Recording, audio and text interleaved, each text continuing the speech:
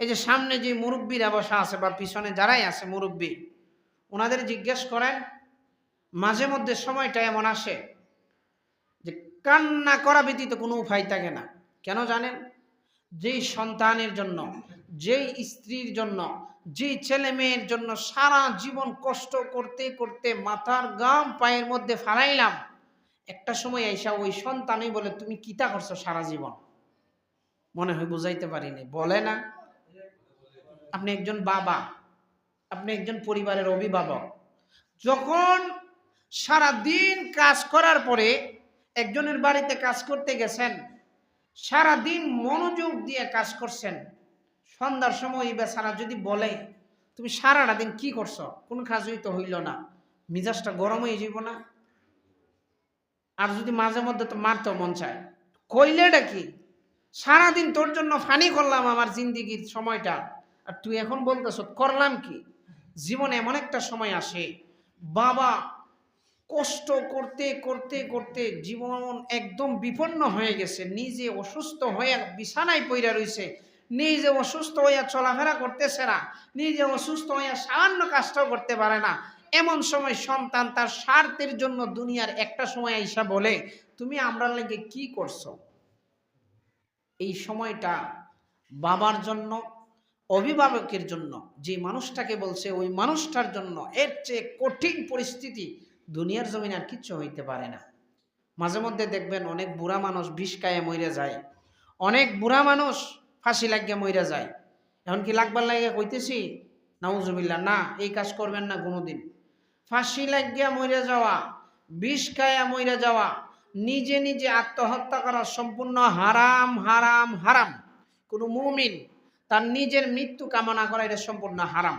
মানে আল্লাহ তুমি আমারে উঠায় নেও, আমরা বলি না, এটা তো মনের কষ্টের দিকে বলি। অনেক সময় আছে যে এমনিতেই বলছি, মন চাইছে, এটাই এক জিনিস। কিন্তু আপনি যদি মন থেকেই চান যে আল্লাহ তুমি আমার উঠায় নেও, তাহলে এটি কিন্তু এক প্রকার হারামের কাজ করতেছেন।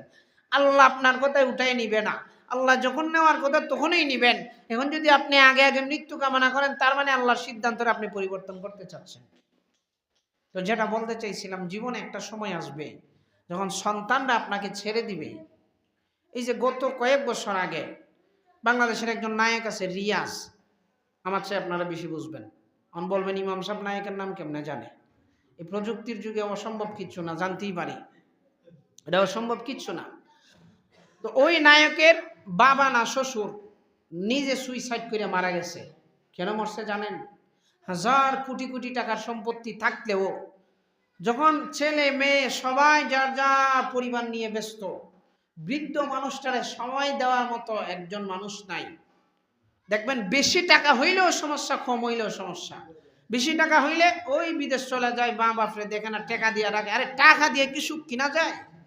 ছেলে তাকে বিল্ডিং 6 তলায়, বাবা তাকে গ্রামে, বলে তোমার টাকা দিন, মাসে মাসে টাকা পাইলেই তো হয়েছে, তুমি থাকো না, বাড়িটা ভাড়া দেও, তোমার টাকা দিলেই তো হয়েছে। কিন্তু বুঝে না কপাল ফুরাগুলা যে টাকার ভিতরে সুখ নাই।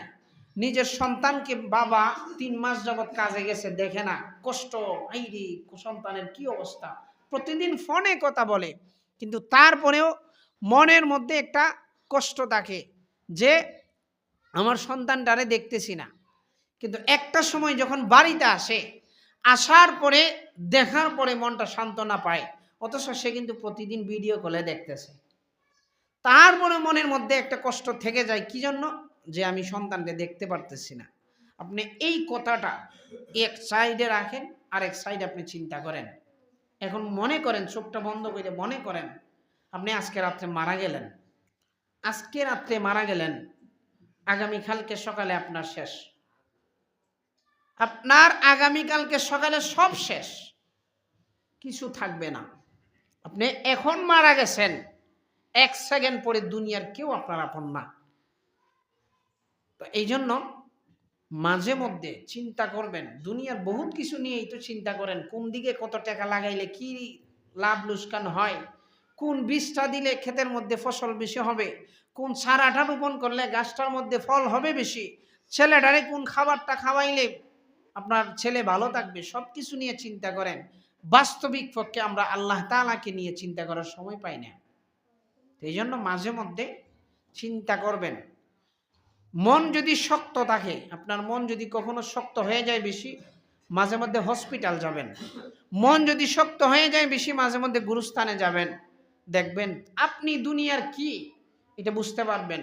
আপনি দুনিয়ার কিছু না, তো আপনি এমন কোন গুরুত্বপূর্ণ ব্যক্তি না, আপনি না থাকলে দুনিয়া হেলে পড়ে যাবে।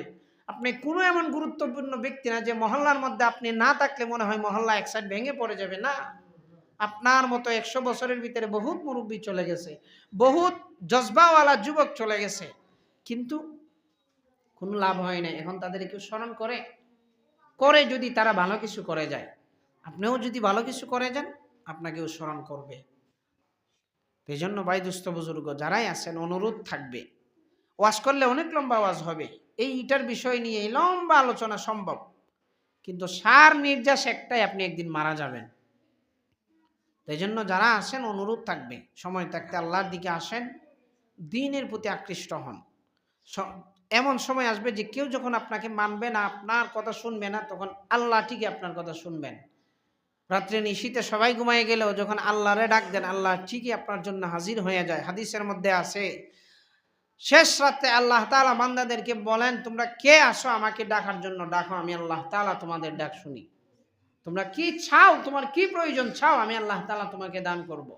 আল্লাহ তাআলা হাদিসের মধ্যে আছে, তখন আল্লাহ তাআলা দুনিয়ার নিকটবর্তী প্রথম আসমানে চলে আসেন বান্দার কথা শোনার জন্য। এজন্য ভাই জীবনে যাই করি না কেন চেষ্টা করবো আল্লাহ তাআলার প্রিয়জন হইতে পারি। আল্লাহ তাআলা আমাদের সেই তৌফিকটুকু দান করুক, বলেন আমিন।